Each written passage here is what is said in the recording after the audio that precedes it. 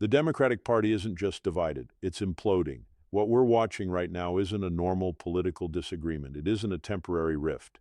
It isn't even a messy primary season. It's a slow-motion collapse of a party that no longer agrees on what it stands for, what it believes, or who it represents. And nowhere is that collapse more visible than in the contrast between two Democrats who now represent opposite ends of the party's future. On one side, you have John Fetterman, a sitting Democratic senator publicly siding with Republicans on border enforcement, defending ICE, refusing to shut down the government, and openly defying his own party leadership. On the other side, you have Ilhan Omar, calling for ICE to be abolished, encouraging resistance against federal agents, fueling mass protests, and presiding over a city that has spiraled into chaos. These two figures are not just individuals, they are symbols. Symbols of a party tearing itself apart over a fundamental question. Should government exist to enforce laws, or should laws be treated as optional? That question is now at the center of American politics. Let's start with Fetterman. When he ran for Senate in 2022, most conservatives wrote him off immediately. Hoodie, gym shorts, Bernie-style rhetoric, anti-establishment branding. Everything about his image screamed progressive activist.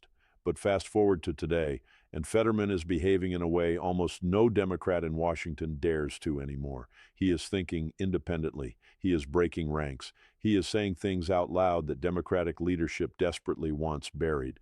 Just this week, while Chuck Schumer and party leaders threaten to shut down the federal government unless ICE funding is stripped, Fetterman publicly said he will not vote to shut down the government, not under any circumstances, especially not over immigration. He went further.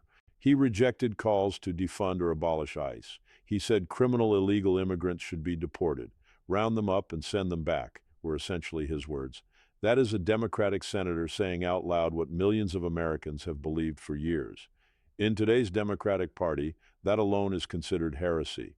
The backlash was immediate. Progressive groups began organizing protests. The Working Families Party started floating primary challenges. Left-wing commentators accused him of betrayal, not because he did anything radical, but because he violated the unspoken rule of modern democratic politics. You do not challenge the activist class. You do not question open border ideology. You do not defend law enforcement. Fetterman didn't just cross a line. He exposed how narrow that line has become, and this wasn't a one-off. He has voted to confirm Trump nominees. He has met with President Trump directly. He has remained firmly pro-Israel while large parts of his party flirt with openly anti-Israel rhetoric. He refuses to label Trump voters as Nazis. That last point alone tells you everything about the moment we're living in. Basic decency has become controversial. Recognizing half the country as fellow Americans is now considered suspect. Fetterman didn't move right. The party moved left. And it moved so far left that a man saying we should enforce immigration law is treated like a traitor. Now, some conservatives ask why Fetterman hasn't just switched parties. It's a fair question. But in many ways, what he's doing is more disruptive. By staying a Democrat and defying leadership, he forces the party to confront its own radicalization. He becomes living proof that the problem isn't Republicans. The problem is internal. That's dangerous for party bosses, because once one person breaks the illusion of unity, others start realizing they can too. Which brings us to the opposite pole of this collapse, Ilhan Omar. If Fetterman represents a faint echo of what Democrats once were, Omar represents what the party has become. Ideological, confrontational, activist first, reality last. Let's talk about Minneapolis, because the situation there is not accidental. The Trump administration launched Operation Metro Surge, deploying thousands of federal agents into the Minneapolis area, not for political theater, not to score cable news points, but because federal authorities determined that the region had become a major hub for immigration fraud, welfare abuse, and criminal activity tied to illegal immigration. That kind of operation doesn't happen unless local systems have failed. It doesn't happen unless cooperation has broken down. It doesn't happen unless sanctuary policies have produced exactly what critics warned they would produce. And Ilhan Omar has been one of the loudest champions of those policies for years.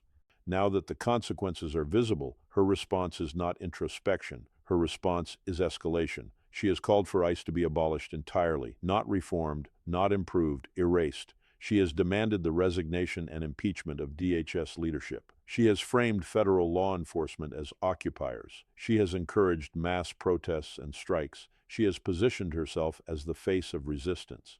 Meanwhile, two American citizens are dead, Renee Good, Alex Pye, both killed during confrontations connected to ICE operations. Those deaths deserve serious investigation.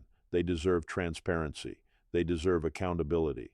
But pretending those tragedies happened in a vacuum is dishonest. Federal agents are in Minneapolis because local leadership failed. They are there because sanctuary policies collapsed. They are there because years of obstruction created a magnet for abuse. Omar refuses to acknowledge any of that. Instead, she blames Trump. She blames ICE. She blames America. That pattern isn't new. Omar's political identity is built on grievance. Every crisis becomes proof of persecution. Every conflict becomes evidence that she is the victim. Every failure becomes someone else's fault. Even the recent town hall incident fits the pattern. A man rushed the stage and sprayed her with a liquid. No one should assault an elected official. Full stop. But Omar immediately used the incident to deepen her victim narrative. She blamed Trump. She claimed responsibility lies with political rhetoric. She turned the moment into another platform for escalation. This is what she does. Not governance, not solutions, narrative construction. And while she performs, Minneapolis burns, businesses close, schools lock down, federal agents patrol streets, residents live in fear. That is not leadership. That is abdication. Here's the most important part of this story. Omar is not fringe inside today's Democratic Party. She is mainstream. She is celebrated. She is protected. She is elevated. When Republicans attempt to censure her, Democrats close ranks.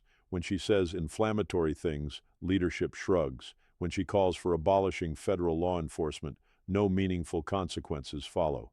At the same time, Fetterman is treated like a problem, like a liability, like a traitor.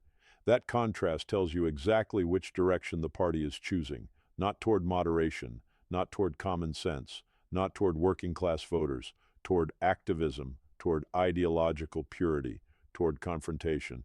This is the civil war inside the Democratic Party. It isn't quiet. It isn't subtle. It's playing out in real time.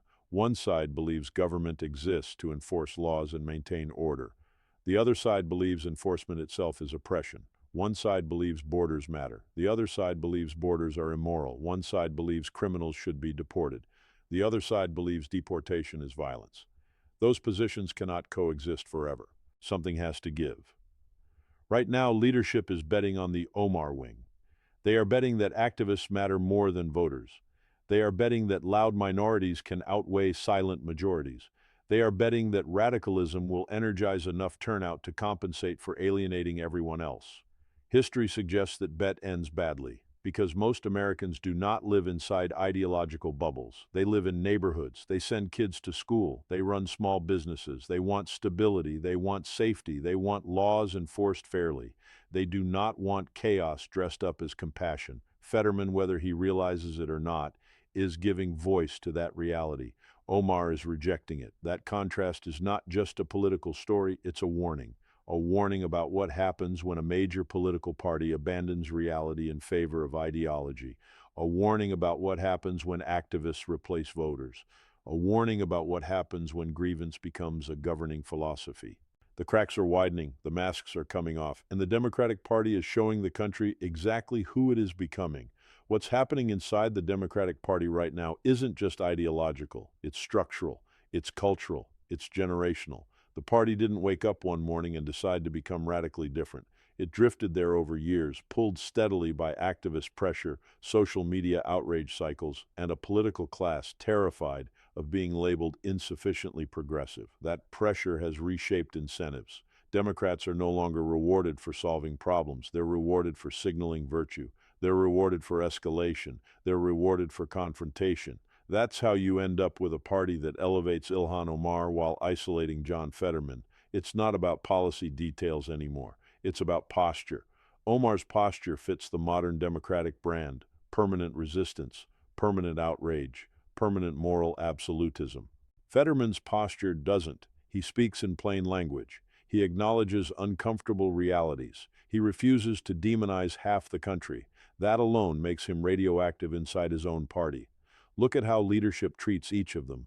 When Omar accuses federal agents of murder, leadership hedges. When Omar calls for abolishing ICE, leadership respects her passion.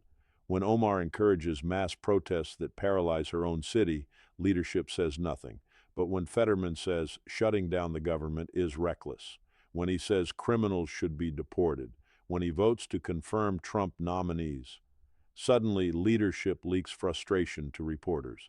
Suddenly activists start whispering about primaries. Suddenly party-aligned groups begin organizing against him. That asymmetry is revealing. It tells you what behavior is rewarded. It tells you what behavior is punished. And it explains why the party keeps drifting left even as voters keep signaling discomfort. The Democratic Party has become increasingly dependent on a coalition that is loud, hyper-online, and ideologically rigid. This coalition punches far above its numerical weight because it dominates activist spaces, donor networks, and media narratives. Most Democratic voters are not radical, but the ones who are radical control the megaphones. So politicians adapt. They learn quickly that silence is safer than disagreement. They learn that ambiguity is safer than clarity. They learn that challenging activists is a career risk. That environment creates leaders like Omar. It discourages leaders like Fetterman. Now layer that dynamic onto what's happening nationally. The Trump administration has resumed aggressive immigration enforcement, not symbolic enforcement, not press release enforcement, real enforcement, operations, raids, detainers, deportations. This isn't happening in isolation, it's happening because voters demanded it. Border chaos was one of the defining issues of the 2024 election. Trump didn't just win, he won with a mandate on border security. Even many Democrats privately admit that open border messaging has become toxic, but publicly admitting that risks backlash. So instead of adjusting policy, party leaders attack enforcement itself. That puts Democrats in a political trap. They can't admit the system failed, they can't openly support enforcement, so they default to moralizing. They frame enforcement as cruelty. They frame border security as racism. They frame deportations as violence. It's easier than saying we were wrong. Omar thrives in this environment. Her entire brand is built on moral framing. Every issue is oppression. Every enforcement action is authoritarianism. Every disagreement is persecution. That worldview leaves no room for compromise. It leaves no room for nuance. It leaves no room for governance. Fetterman operates from a different worldview, not conservative, not MAGA, but grounded. He recognizes that a country without borders is not a country. He recognizes that laws that aren't enforced cease to be laws. He recognizes that working-class voters care more about results than rhetoric. That makes him dangerous inside his party. Because if his approach gains traction, it exposes the hollowness of the activist model. It suggests Democrats could win again by returning to basic competence. That's the last thing activists want. Activism thrives on crisis. Activism thrives on outrage. Activism thrives on perpetual emergency. Solutions threaten the ecosystem. Look at Minneapolis as a case study. Years of sanctuary policies created an environment where fraud networks flourished. Years of hostility toward federal cooperation created operational blind spots. Years of rhetorical demonization made enforcement politically radioactive. Eventually, the bill came due. Operation Metro Surge happened because local systems failed. Not because Trump woke up wanting chaos. Not because ICE wanted confrontation. Because federal authorities concluded the situation had become unsustainable. Omar's response has been to pour gasoline on that fire. She frames federal presence as occupation. She frames agents as villains. She frames protesters as heroes. She never frames the underlying conditions. No mention of fraud, no mention of cartel networks, no mention of exploitation, no mention of victims, only narrative. That isn't accidental. Acknowledging those realities would collapse her worldview. Because if enforcement is sometimes necessary, if deportations can be justified, if borders matter, then the entire ideological structure she's built collapses. So she doubles down. Escalation becomes the only move available. That's why protests turn into strikes. That's why rhetoric turns into calls for abolition. That's why compromise becomes betrayal. And that's why chaos becomes normalized. Now zoom out. This isn't just about immigration. The same dynamic appears across issue after issue. Crime. Democrats spent years insisting defund the police was just a slogan. Then crime spiked, then cities backtracked quietly. But the activists who pushed those slogans never admitted error. They simply changed phrasing. Climate. Radical energy policies drove prices up. Reliability collapsed. Then leaders quietly walked back timelines. But no one admitted the ideology was flawed. Foreign policy. The party flirted with isolationism.